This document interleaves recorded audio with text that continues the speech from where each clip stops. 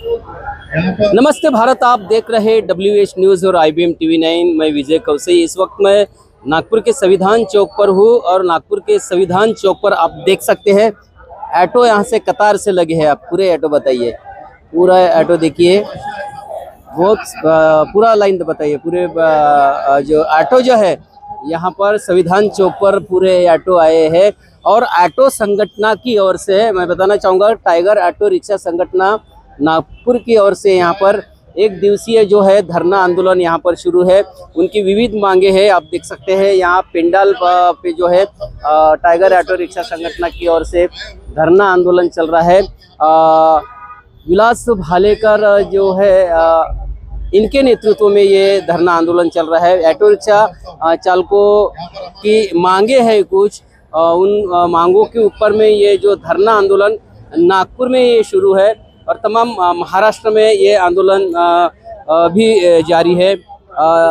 इस आंदोलन में जो विलास भालेकर है, हम थोड़ा उनसे भी जानना चाहेंगे कि उनकी क्या मांग है। तो तमाम भाषण भी यहाँ पर चालू है, लेकिन हम देख सकते हैं यहाँ पर ई बाइक टॅक्सी बाइक पुलिंगचा निर्णय त्वरित रद्द करण्यात यावा या मागणीसाठी। तो मेरे साथ में अभी भालेकर साहब है, थोड़ा भालेकर साहब से हम बात करेंगे क्योंकि आंदोलन का नेतृत्व जो है विलास भालेकर जी कर रहे हैं और निरंतर ऑटो वालों की समस्याओं के ऊपर में जो है लड़ते रहते हैं। आज यहाँ पर धरना आंदोलन आप लोगों ने दिया है, क्या मांग है सरकार से ऑटो चालकों की समस्याओं?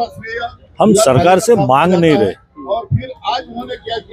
सरकार को हम जता रहे कि आपने जो निर्णय लिया है वो निर्णय गलत है।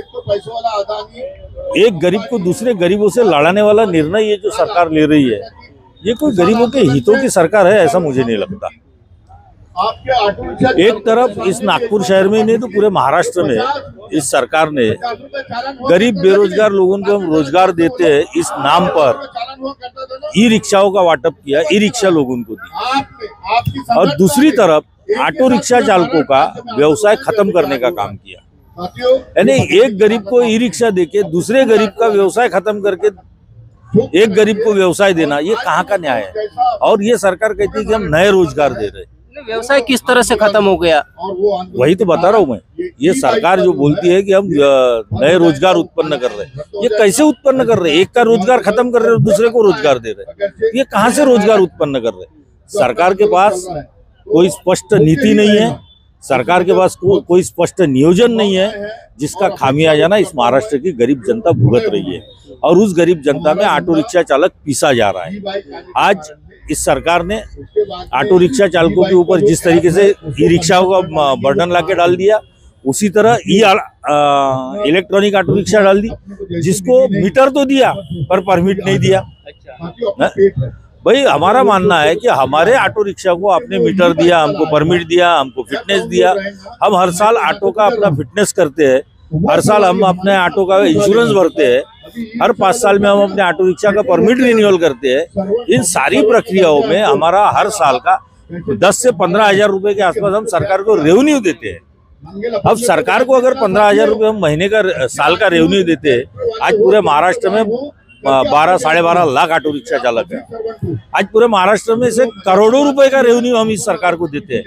बदले में क्या मिलता है ऑटो को? तो उनके छाती पे दूसरे लोगों को व्यवसाय।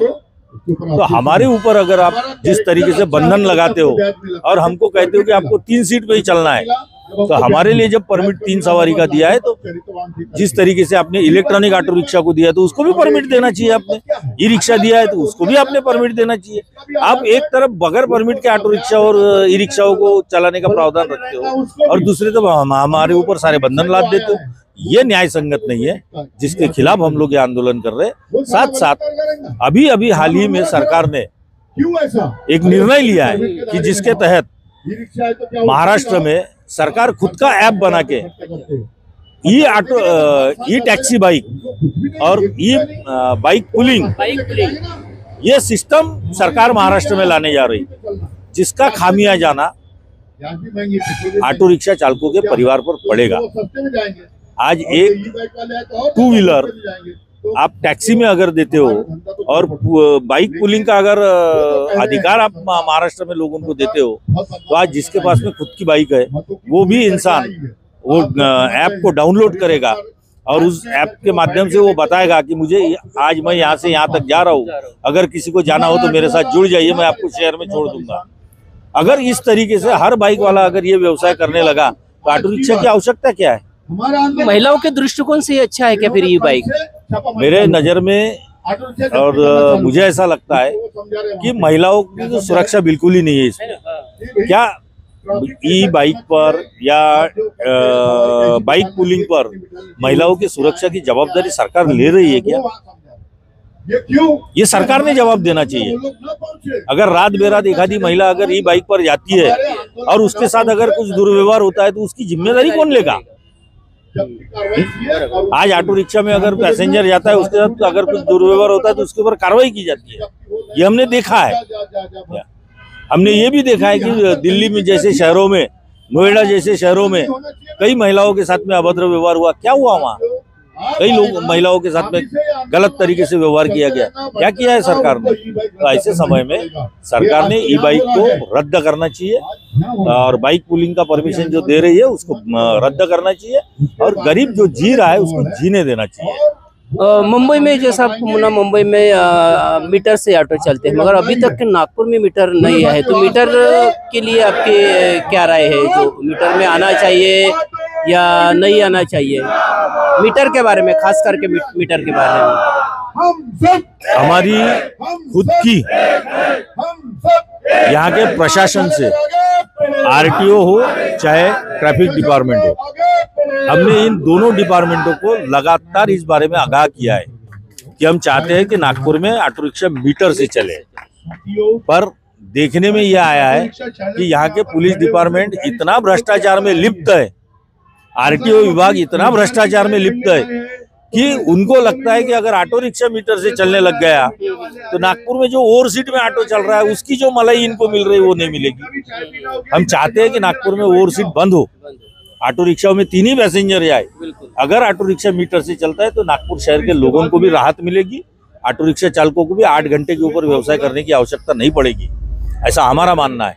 फिर भी यहाँ की पुलिस प्रशासन और आरटीओ ये नहीं चाहते कि यहाँ ऑटो रिक्शा मीटर से चले। अगर सरकार या ये प्रशासन अगर मन में ठान ले तो मीटर से चलाना कोई बड़ी बात नहीं है। मुझे एक सिंघम पिक्चर का डायलॉग याद आता है। सिंघम पिक्चर में अजय देवगन पुलिस इंस्पेक्टर रहता है और डीजी के सामने वो कहता है कि अगर पुलिस अपने औकात पर आ जाए तो जब मंदिर के सामने से चप्पल भी कोई चुरा नहीं सकता। यहाँ के पुलिस को इतना भी नहीं समझता है। ये बड़ी शोकांतिका है। यानी आग बंद करके दूध पीने का काम जैसा बिल्ली करती है उसी तरीके से यहाँ की पुलिस कर रही है, ऐसा मेरा मानना है। हम ये चाहते हैं कि नागपुर में ऑटो रिक्शा मीटर से चले ताकि लोगों को सुविधा हो। ये आपका ये एक अधिवेशन पुणे में भी बुलाया जा रहा है, तो उसके बारे में भी थोड़ा जानकारी दीजिए। आने वाले समय में अगले महीने में 17-18 तारीख को हम लोग राज्य स्तरीय एक अधिवेशन लेने जा रहे हैं।